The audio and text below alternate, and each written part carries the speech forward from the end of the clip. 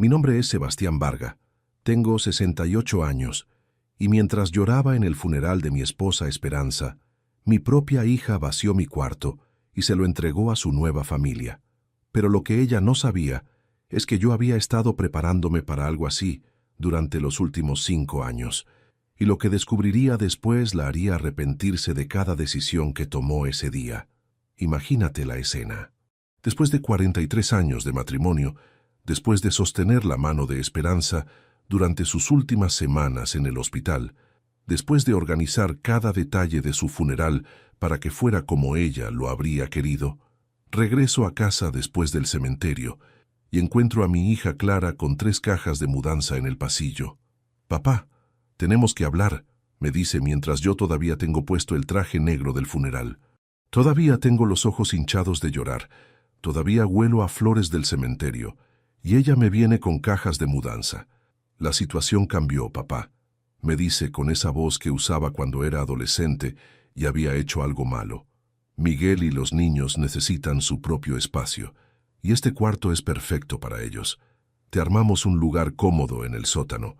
Vas a estar más tranquilo ahí abajo. Más tranquilo». Mi cuarto, donde dormí con su madre durante más de 4 décadas, donde nacieron sus primeros recuerdos, donde Esperanza murió hace apenas 2 semanas, ahora era perfecto para su nuevo esposo y los hijos de él. Pero aquí viene lo que Clara nunca supo. Durante todos estos años que ella pensaba que yo era simplemente un viejo carpintero retirado que vivía de una pensión modesta, yo había estado construyendo algo que ella jamás imaginó. Algo que me convertiría en el dueño de la situación de una manera que ni en sus peores pesadillas podría haber calculado. Mientras ella me explicaba por qué tenía que mudarme al sótano de mi propia casa, yo pensaba en los documentos que tenía guardados en la caja fuerte que ella nunca había visto. Documentos que cambiarían todo para siempre. Esa noche, empacando mis cosas en el sótano húmedo donde Clara había decidido que era mi lugar, tomé una decisión que alteraría el destino de toda mi familia. No iba a quedarme callado. No iba a aceptar que me trataran como un estorbo justo cuando más necesitaba el consuelo de mi hogar. Y sobre todo no iba a permitir que mi hija se aprovechara de mi dolor para reorganizar mi vida según sus conveniencias. Porque lo que Clara estaba a punto de descubrir es que su papá no era el hombre simple que ella creía conocer. Al día siguiente, mientras Clara y Miguel instalaban una cama matrimonial en el cuarto donde Esperanza había muerto, yo estaba haciendo llamadas telefónicas que cambiarían el rumbo de esta historia para siempre. Llamadas que mi hija nunca pensó que yo sería capaz de hacer. Llamadas que le enseñarían que subestimar a las personas puede costarte más caro de lo que jamás imaginaste. Escucha esta historia hasta el final y dime si alguna vez has pasado por algo parecido. Cuéntame también desde qué país me estás escuchando, porque lo que viene a continuación es una lección que sirve para cualquier lugar del mundo. Para que entiendas bien esta historia, tengo que contarte quién era yo antes de convertirme en este viejo al que su hija quiso esconder en un sótano, porque no siempre fui el hombre que Clara veía como una carga, como un problema que había que resolver. Llegué a esta ciudad hace 35 años con Esperanza y Clara, que entonces tenía apenas 5 años. Veníamos de un pueblo pequeño donde yo trabajaba haciendo muebles a mano, pero las oportunidades eran pocas y los sueños grandes. Conseguí trabajo en una fábrica de muebles y Esperanza comenzó a dar clases de costura desde casa. Clara creció viendo cómo nos esforzábamos día y noche para darle la mejor vida posible. Los sábados y domingos yo trabajaba en mi pequeño taller del garaje, haciendo muebles por encargo para familias del barrio. Cada peso extra que ganaba tenía un destino claro: el futuro de Clara y la comodidad de Esperanza. Cuando Clara cumplió 10 años, yo ya había ahorrado lo suficiente para comprar esta casa. No era grande, pero tenía 3 dormitorios, un sótano amplio que convertí en mi taller, y lo más importante, era nuestra. Recuerdo que el día que nos mudamos, Clara corrió por toda la casa gritando de alegría. «Papá, esta casa es enorme, es toda nuestra». Le dije que sí, que era toda nuestra, y que siempre lo sería. Esperanza decoró cada rincón con amor. Cosía las cortinas, bordaba las fundas de las almohadas, hacía manteles que combinaran con cada estación del año. Nuestro cuarto era su refugio. Ahí pasaba las tardes leyendo mientras yo trabajaba en el taller. Ahí me contaba sus sueños para el futuro de nuestra familia. Ahí planeábamos cada etapa de la vida de Clara. Clara fue una niña estudiosa. Le pagué las mejores escuelas que pude costear, clases particulares de inglés, cursos de computación, cuando esas cosas empezaron a ser importantes. Mientras yo lijaba madera hasta altas horas y Esperanza cosía vestidos de novia para ganar dinero extra, Clara estudiaba en su cuarto sin preocuparse por nada más que sus libros y sus sueños. Cuando se graduó de la secundaria, hice una fiesta aquí en casa. Invité a todos los vecinos, a mis compañeros de la fábrica, a las alumnas de costura de Esperanza. Estaba tan orgulloso de mi hija la bachiller. Mira lo que logró esta muchacha, les decía a todos. Va a ser la primera profesional de la familia. Y lo fue. Clara estudió administración de empresas mientras yo seguía trabajando en la fábrica y atendiendo mi taller para pagar sus estudios. Cada mes, cuando llegaba la factura de la universidad, yo pagaba sin quejarme, aunque eso significara no comprar ropa nueva o postergar las reparaciones de la casa. Cuando Clara se recibió, organizamos una ceremonia aquí mismo, en el patio donde ahora Miguel estacionaba su camioneta como si fuera el dueño de casa. Esperanza cocinó durante 3 días para esa fiesta. Hicimos asado, empanadas, torta, todo lo que se te ocurra. Clara llegó con su diploma enmarcado y lo pusimos en la pared del living, justo donde Esperanza podía verlo desde su sillón favorito. Después, Clara consiguió trabajo en una empresa de contabilidad. Se fue a vivir sola a un departamento cerca del centro. Era natural, le dije a Esperanza. Los jóvenes necesitan su independencia, pero seguía viniendo los domingos a almorzar, me seguía trayendo la ropa para que yo le arreglara los muebles cuando se mudaba, seguía siendo mi niña. Cuando conoció a Miguel, me lo presentó un domingo de asado. Era divorciado, tenía 2 hijos de su primer matrimonio, trabajaba como supervisor en una empresa de construcción. Parecía un buen hombre, aunque algo callado. Si Clara lo eligió, debe tener sus razones, le dije a Esperanza esa noche. Nosotros criamos bien a nuestra hija. Ella sabe lo que hace. Se casaron hace 2 años, cuando Clara tenía 32 años. Una boda linda, aunque no tan grande como Esperanza hubiera querido.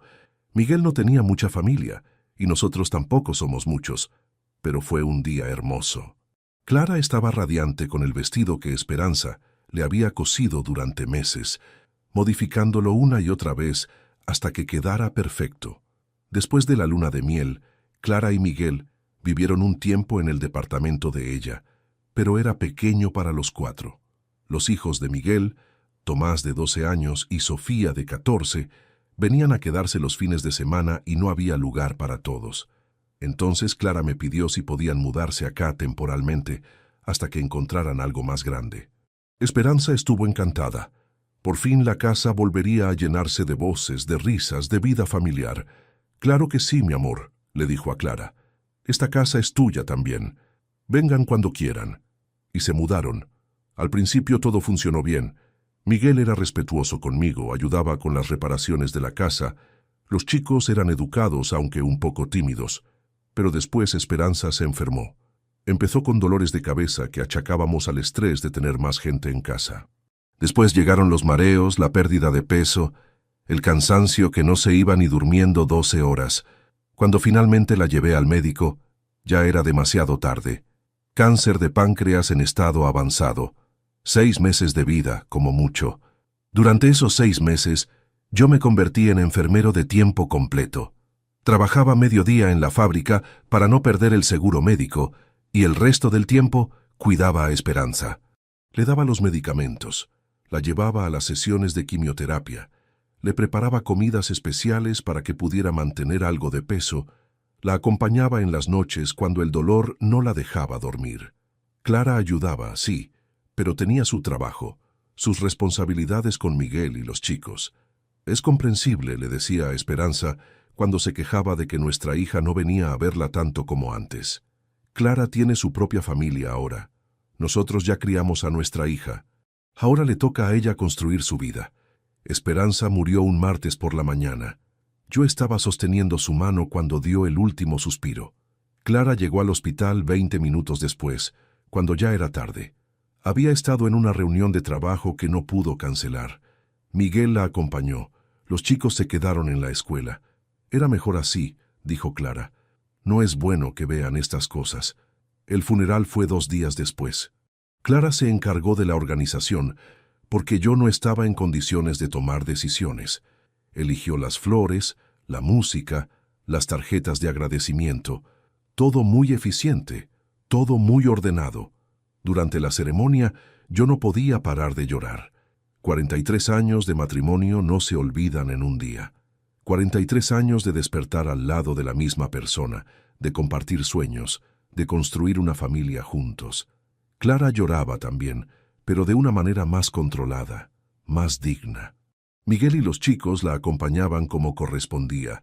Los vecinos, mis compañeros de trabajo, las amigas de costura de Esperanza, todos vinieron a acompañarnos. Fue un funeral hermoso, como Esperanza se merecía. Cuando terminó la ceremonia en el cementerio, yo solo quería volver a casa y encerrarme en mi cuarto. Quería oler el perfume de Esperanza en las almohadas. Quería sentarme en su lado de la cama y llorar todo lo que no había podido llorar durante esos 6 meses de cuidarla. Quería estar solo con mis recuerdos en el lugar donde habíamos sido felices. Pero cuando llegué a casa, Clara ya había tomado otra decisión por mí. Las cajas de mudanza estaban listas, la cama del sótano estaba armada, mis cosas estaban empacadas, como si hubiera estado esperando que Esperanza muriera para reorganizar la casa según sus necesidades, como si mi dolor fuera secundario a sus planes familiares. «Papá, vas a estar más cómodo en el sótano», me dijo. «Es más fresco en verano, más cálido en invierno. Además, así Miguel y yo podemos usar el cuarto principal, que es más grande para nosotros y los chicos. Es lo más práctico». Práctico.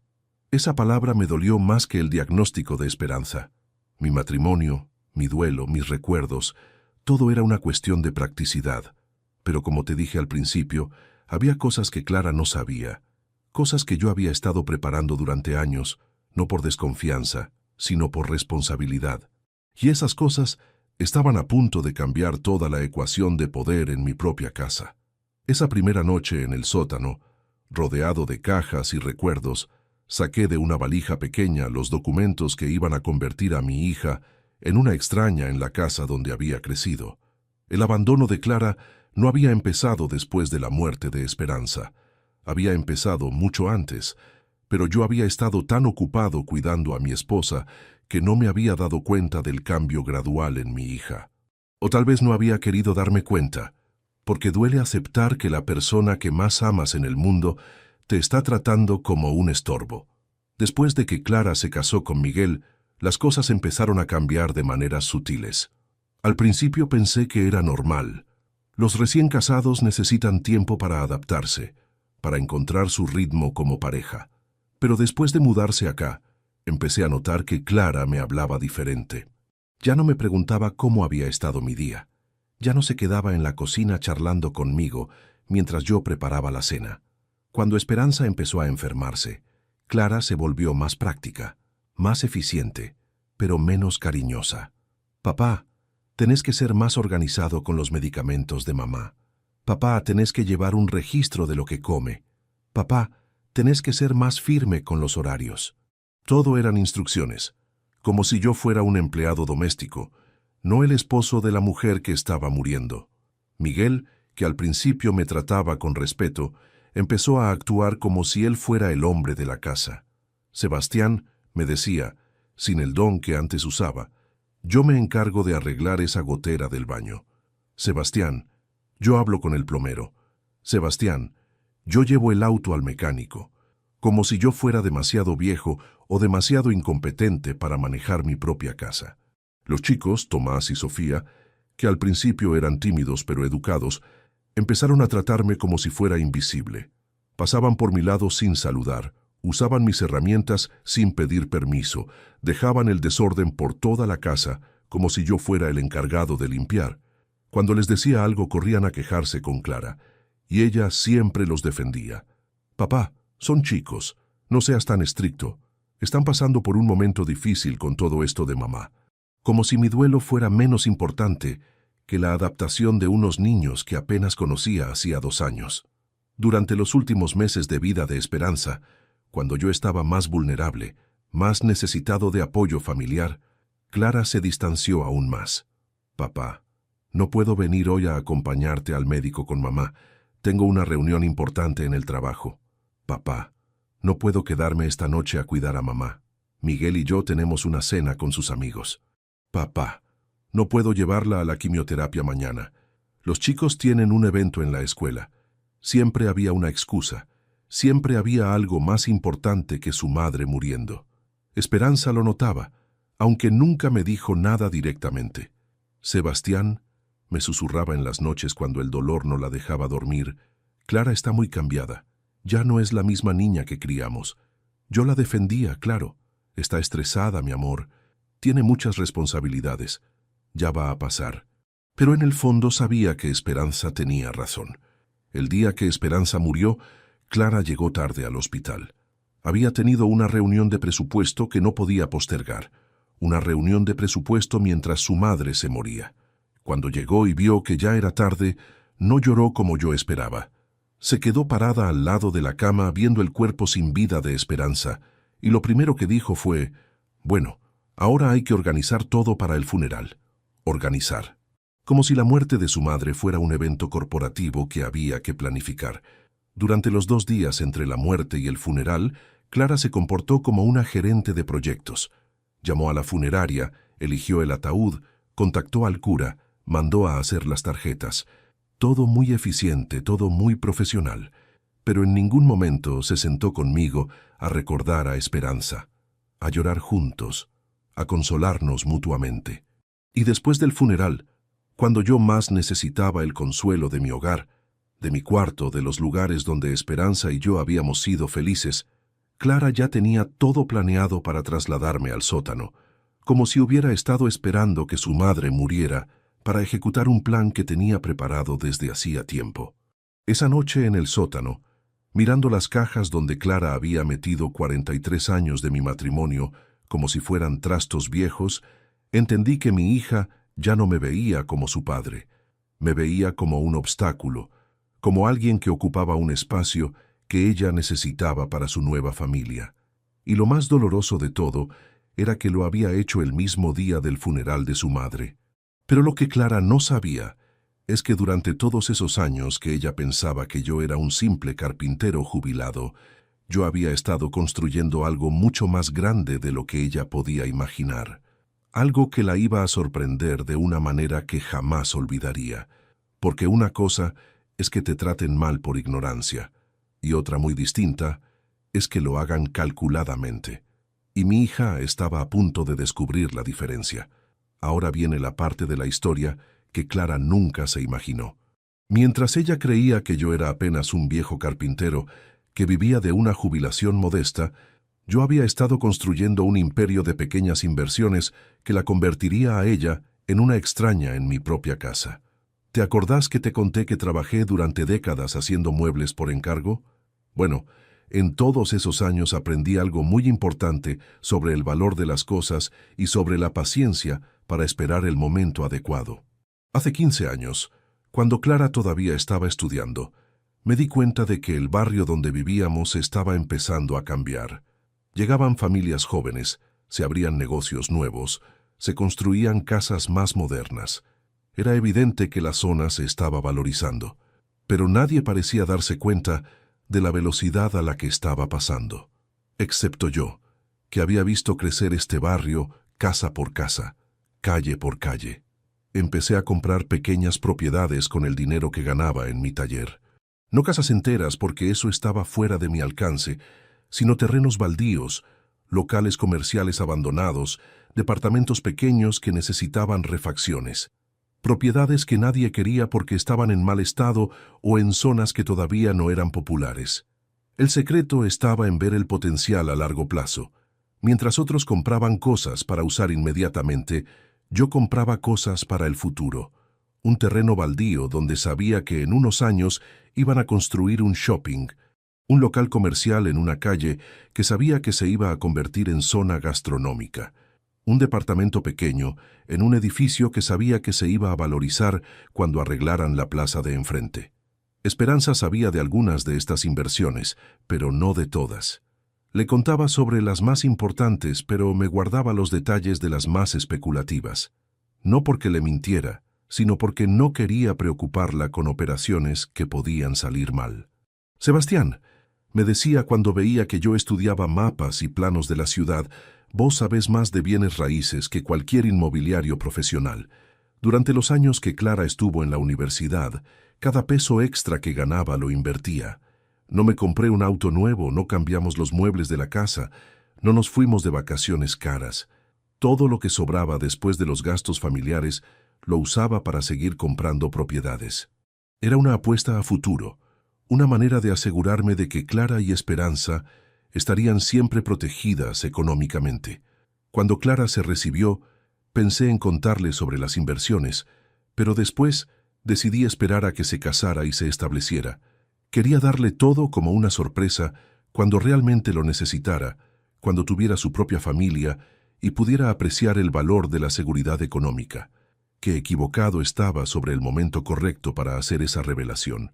Las propiedades empezaron a valorizarse exactamente como yo había calculado. Terrenos que había comprado por monedas ahora valían fortunas. Locales comerciales que había adquirido prácticamente regalados ahora se alquilaban por cifras que me daban escalofríos. Departamentos que había comprado como inversión especulativa ahora eran codiciados por familias de clase media alta. Hace 3 años, una desarrolladora me ofreció comprar 5 de mis terrenos para construir un complejo de departamentos de lujo. La oferta era tan alta que casi me da un infarto. Podía vender esos 5 terrenos y convertirme en millonario de la noche a la mañana. Pero decidí esperar. Decidí seguir construyendo mi patrimonio, seguir comprando, seguir apostando al crecimiento de la zona. El año pasado, cuando Esperanza se enfermó, estuve tentado de vender algunas propiedades para pagarle los mejores tratamientos privados. Pero los médicos me dijeron que no había tratamiento que pudiera salvarla, que lo mejor era mantenerla cómoda y acompañada. Así que guardé el dinero para el futuro, para Clara, para mis futuros nietos. Nunca pensé que ese dinero, que esas propiedades que había comprado pensando en el bienestar de mi familia, las iba a tener que usar para defenderme de mi propia hija. Nunca pensé que Clara me iba a echar de mi cuarto el mismo día del funeral de su madre. Nunca pensé que iba a tener que demostrarle quién era realmente el dueño de casa. Esa primera noche en el sótano, abrí la caja fuerte que tenía escondida detrás de mis herramientas y saqué todas las escrituras, todos los contratos, todos los documentos que probaban lo que yo realmente valía.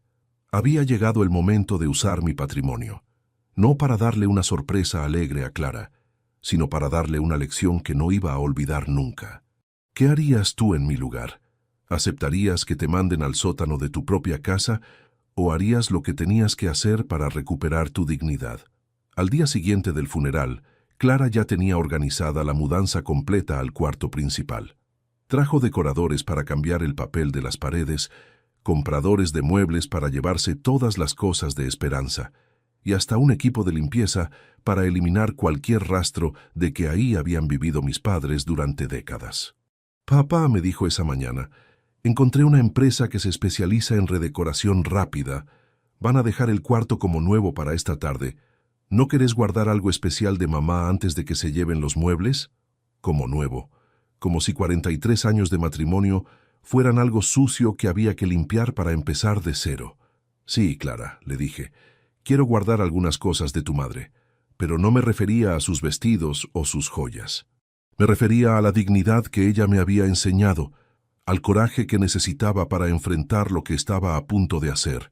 Mientras Clara supervisaba a los decoradores y Miguel dirigía a los cargadores como si fuera el dueño de casa, yo estaba en el sótano haciendo las llamadas telefónicas más importantes de mi vida. La primera llamada fue a mi abogado, el doctor Paredes, que había manejado todas mis compras de propiedades durante los últimos 15 años. Doctor, llegó el momento de ejecutar el plan de contingencia del que hablamos hace unos años.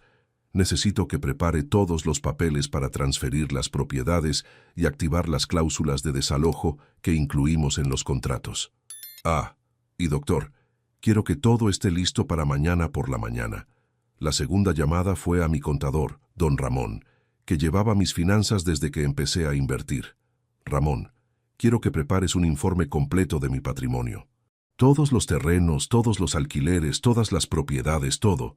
Y quiero que calcules exactamente cuánto dinero genero por mes con esas inversiones. Necesito los números exactos para una presentación que voy a hacer mañana.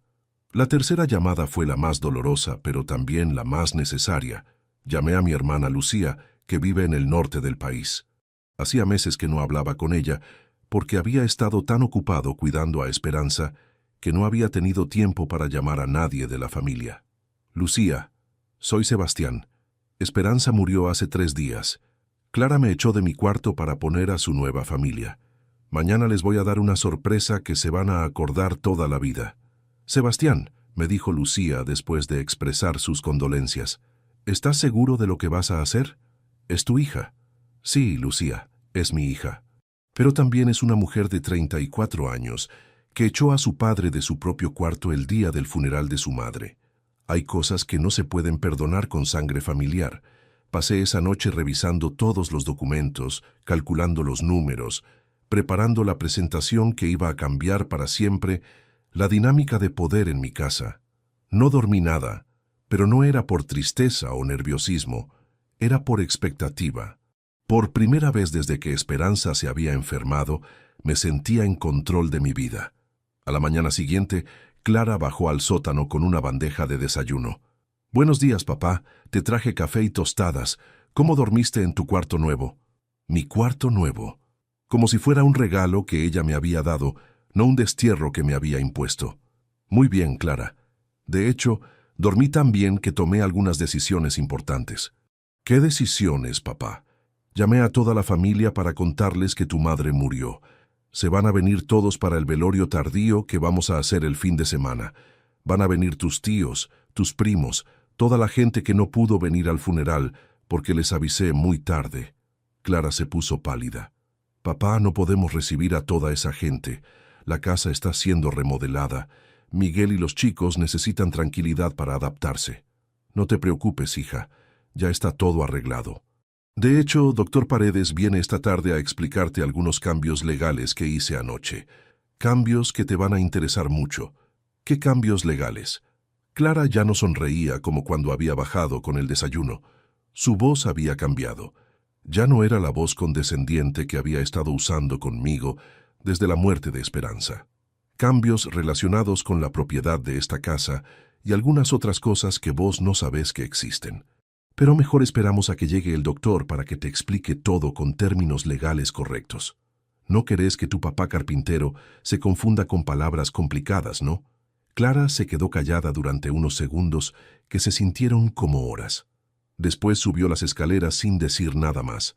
A las 3 de la tarde llegó el doctor Paredes con una carpeta llena de documentos y una sonrisa que indicaba que iba a disfrutar mucho de lo que estaba a punto de pasar. Clara, Miguel y los chicos estaban en la sala mirando televisión cuando tocó el timbre. «Clara», le grité desde el sótano, «llegó tu visita. Hacé pasar al doctor Paredes a la sala. Tenemos cosas importantes que discutir en familia». Cuando subí del sótano, Clara y Miguel estaban sentados en el sofá, con esa expresión de preocupación que tienen las personas cuando sospechan que algo malo está por pasar, pero no saben exactamente qué. Los chicos habían ido a sus cuartos. Doctor Paredes se sentó en el sillón donde antes se sentaba Esperanza y abrió su carpeta, como si fuera a leer una sentencia judicial. «Señorita Clara», comenzó el doctor con su voz más profesional, «su padre me pidió que le explique algunos aspectos legales relacionados con esta propiedad y otras inversiones que él ha realizado durante los últimos 15 años. Inversiones de las que aparentemente usted no tenía conocimiento». Clara me miró como si me hubiera vuelto loco. «Papá, ¿de qué inversiones habla el doctor?» «Doctor, continúe, por favor». El doctor Paredes sacó el primer documento de la carpeta. «Esta es la escritura de propiedad de esta casa, que como usted sabe, está a nombre de su padre. Pero lo que usted tal vez no sabe es que su padre también es propietario de otras 17 propiedades en esta ciudad y ciudades vecinas. 17 propiedades que incluyen terrenos, departamentos y locales comerciales. Clara abrió la boca, pero no salió ningún sonido. Miguel se enderezó en el sofá como si alguien le hubiera dado una descarga eléctrica. El doctor Paredes continuó como si estuviera leyendo el pronóstico del tiempo. Además, señorita Clara, estas propiedades generan un ingreso mensual de alquiler que supera en 10 veces el sueldo promedio de un profesional en esta ciudad. Papá, ¿esto es verdad? Clara finalmente encontró su voz, pero sonaba como si fuera de otra persona. Sí, hija, es verdad. Tu papá carpintero, el que acabas de mandar al sótano como si fuera un estorbo, es propietario de un patrimonio que te convertiría a vos en una inquilina muy cara en tu propia casa. Miguel se puso de pie. Don Sebastián, yo no sabía nada de esto. Nosotros podemos mudarnos a otro lado si es necesario. Tranquilo, Miguel. Sentate y escucha el resto, porque esto recién empieza. Doctor, continúe con la segunda parte. El doctor Paredes sacó otro documento. Su padre también me pidió que redacte un nuevo testamento. En caso de fallecimiento, el 80% de las propiedades serán donadas a instituciones de caridad que trabajan con ancianos abandonados por sus familias. El 20% restante quedará en fideicomiso para futuros nietos, bajo la condición de que visiten regularmente asilos de ancianos hasta los 25 años. ¿Y para mí qué queda? Clara había empezado a llorar, pero no eran lágrimas de tristeza, sino de desesperación. Para vos, hija, queda exactamente lo que vos elegiste que quedara. Queda esta casa, donde podés seguir viviendo mientras pagues un alquiler mensual equivalente al precio de mercado de una propiedad de estas características. Alquiler que, por supuesto, va a ir aumentando según las valuaciones del barrio. ¿Me estás cobrando alquiler por mi propia casa? No, Clara, te estoy cobrando alquiler por mi casa. La casa que yo compré, que yo mantuve durante 30 años, donde crié a una hija que evidentemente no aprendió el valor del respeto familiar. Si querés seguir viviendo acá, vas a pagar como cualquier inquilino. Si no te gusta, podés buscar otro lugar. Doctor Paredes cerró la carpeta y se puso de pie. Don Sebastián, todos los documentos están firmados y registrados. A partir de mañana, los nuevos contratos de alquiler entran en vigencia. Si necesita algo más, no dude en llamarme. Salió de la casa dejando un silencio que se podía cortar con cuchillo.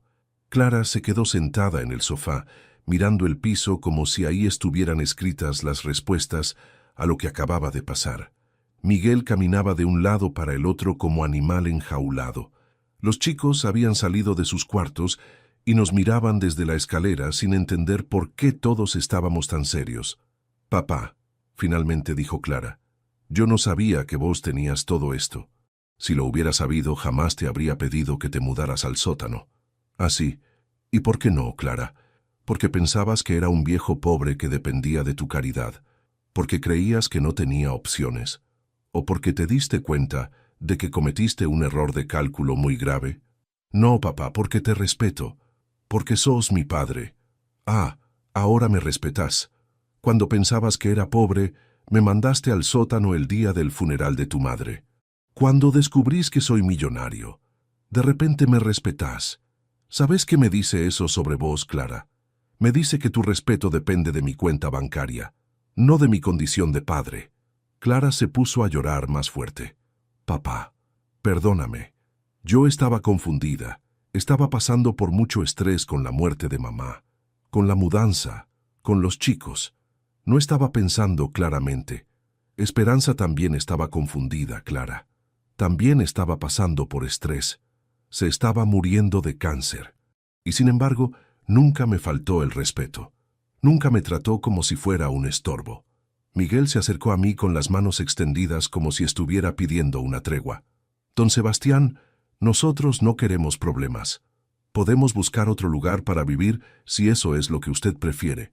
No, Miguel, ustedes se van a quedar acá. Van a pagar alquiler como corresponde, van a cumplir con las reglas de convivencia que yo establezca y van a aprender a respetar al dueño de casa. O se van. La decisión es de ustedes. Los siguientes días fueron muy instructivos. Clara y Miguel descubrieron lo que significa vivir como inquilinos en lugar de dueños de casa. Descubrieron que cuando no pagas las cuentas, te pueden cortar los servicios.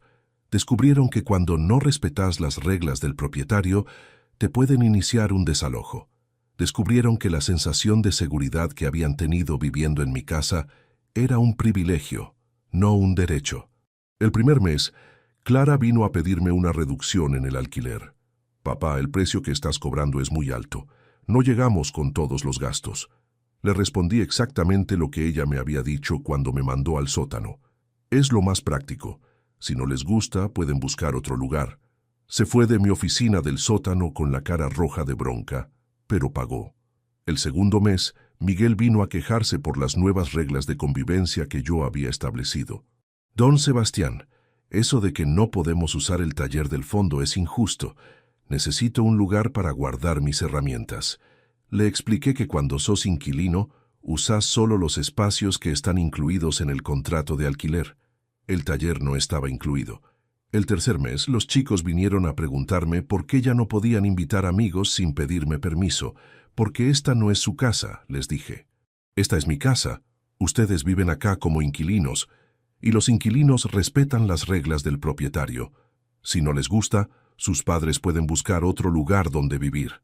Fue durante ese tercer mes que Clara finalmente entendió lo que había hecho. Una noche, bajó al sótano y se sentó en la silla al lado de mi escritorio.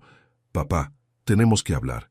«Sí, Clara, tenemos que hablar, pero esta vez vas a escuchar vos, no solo hablar.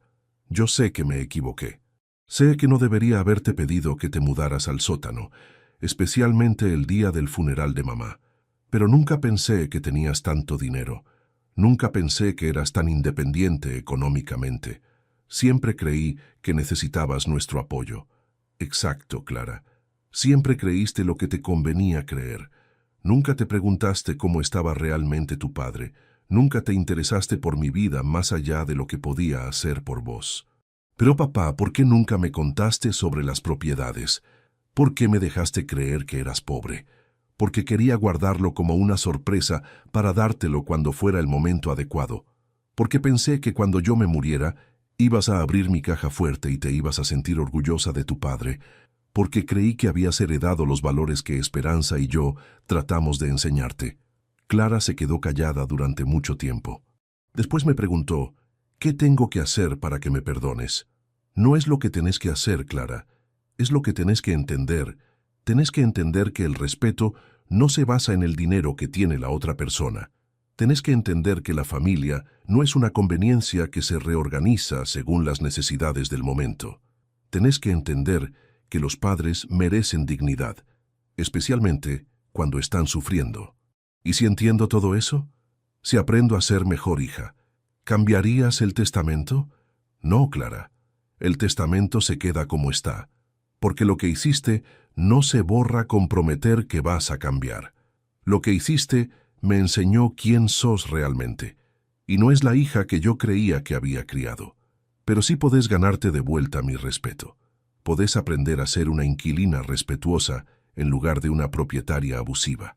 Los meses siguientes fueron de adaptación para todos.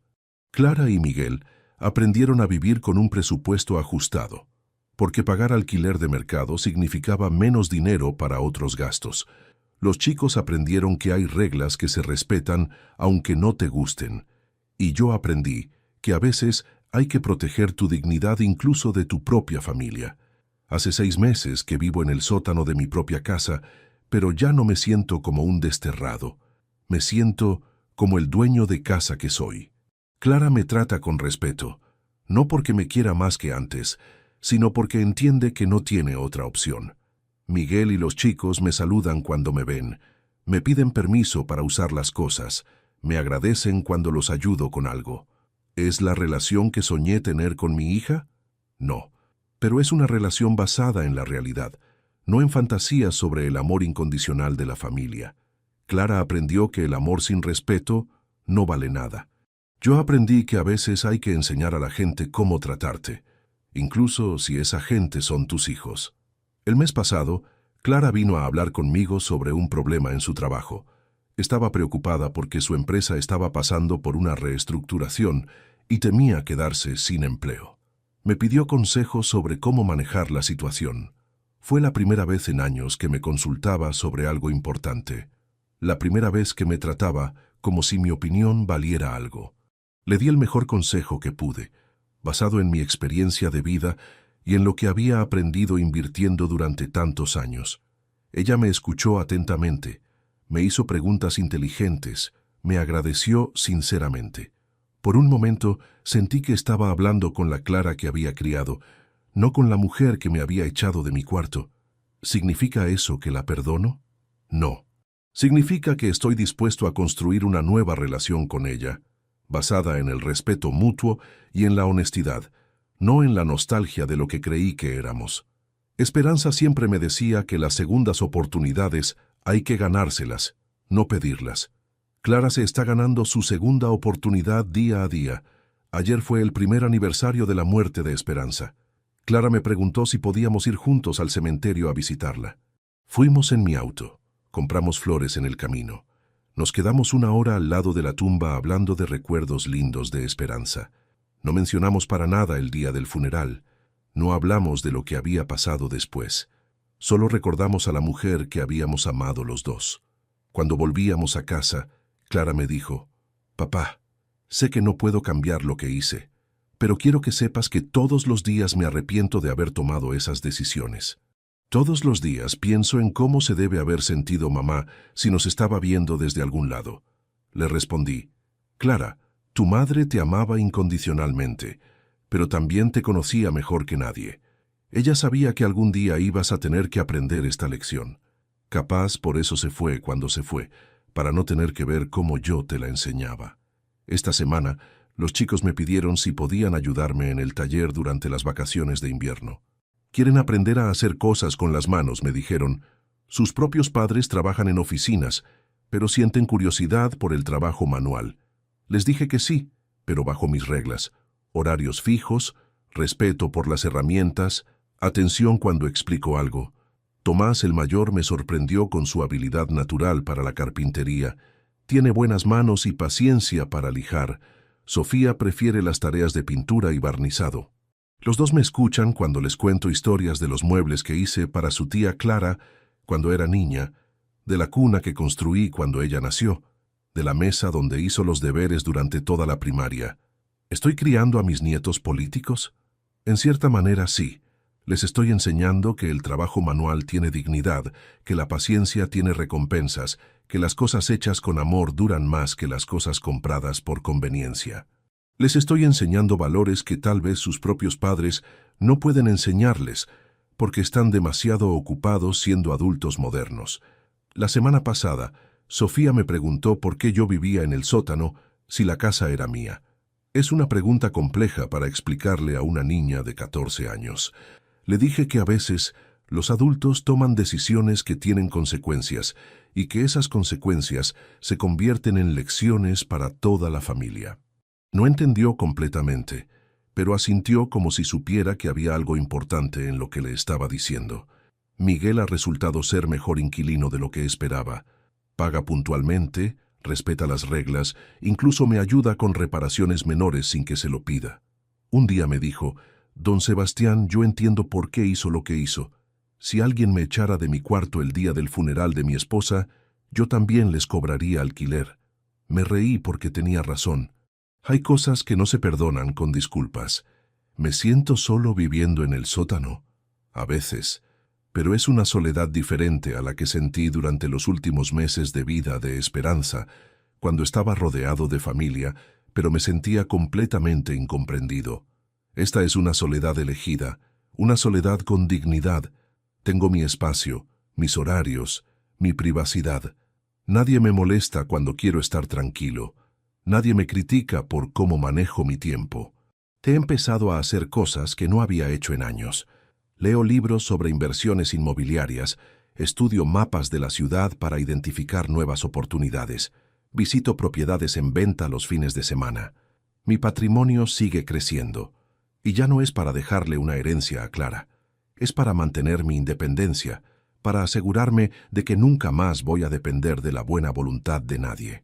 También retomé contacto con viejos amigos que había perdido durante los años de cuidar a Esperanza. Mi compadre Raúl viene a tomar mate los domingos por la tarde. Hablamos de política, de fútbol, de los cambios en el barrio. Me cuenta chismes de los vecinos. Yo le cuento sobre mis inversiones. Es bueno tener conversaciones de adulto con alguien que me ve como un igual, no como un problema que hay que resolver. ¿Extraño a Esperanza? Todos los días. Pero he aprendido a extrañarla sin amargura, a recordarla sin dolor. Ella era una mujer práctica que entendía que la vida sigue después de que uno se va. Sé que si pudiera verme ahora, estaría orgullosa de cómo manejé la situación con Clara. Esperanza siempre decía que había que enseñar con el ejemplo, no con sermones. El mes que viene voy a cumplir 69 años. Clara me preguntó si quería hacer una fiesta, si quería invitar a la familia. Le dije que no, que prefería una celebración tranquila. Voy a invitar a mis pocos amigos verdaderos. Vamos a hacer un asado en el patio.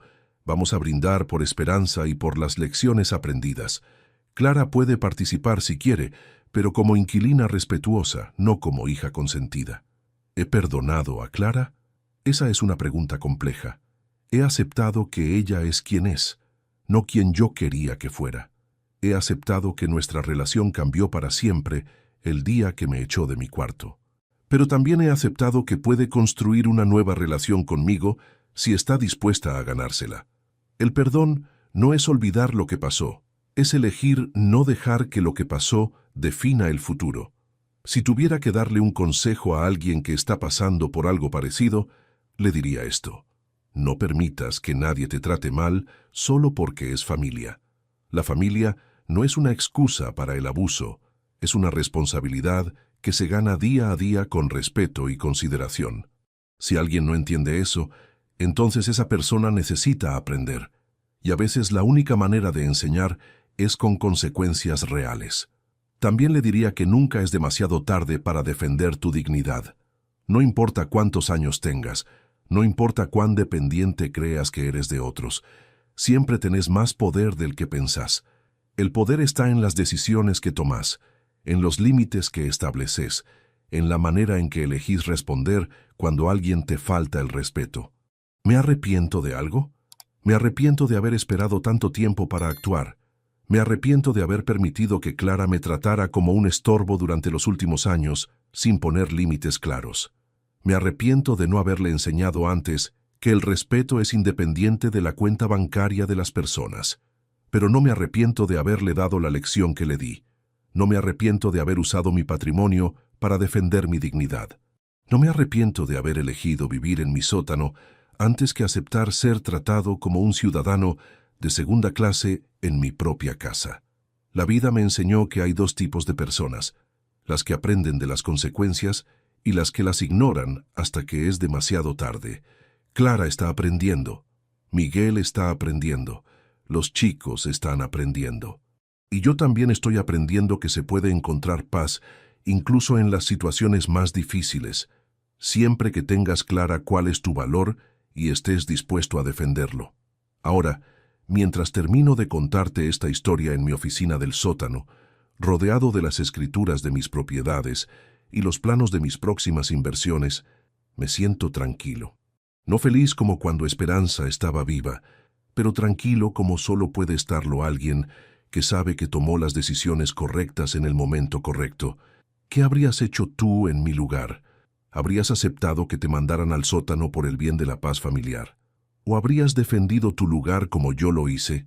Cuéntame tu historia y dime desde qué país me estás escuchando, porque al final del día, todos necesitamos aprender que el respeto no se pide, se exige, y que la familia verdadera es la que te respeta en las buenas y en las malas, no la que te tolera cuando les conviene y te descarta cuando les estorbas.